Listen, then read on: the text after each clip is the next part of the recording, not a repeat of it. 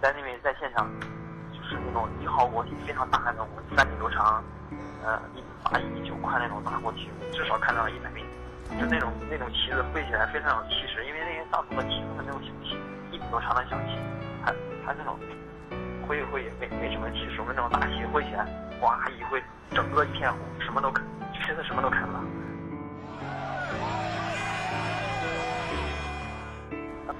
然后就是陈文志慢慢的就顶不过我们，所以我们去了以后，带了好多那种高音喇叭，带了那种像打仗用的那种号角嘛，那个吹起来非常有气势。中国祝福你，无论天和万语。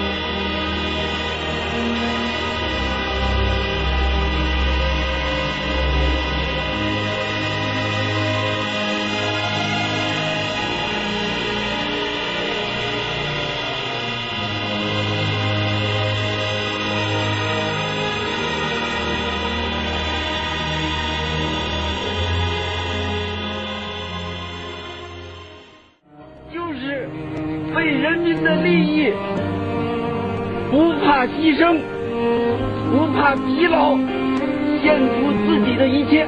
我相信，在这场抗震救灾的斗争中，同志们会经受住严峻的考验的。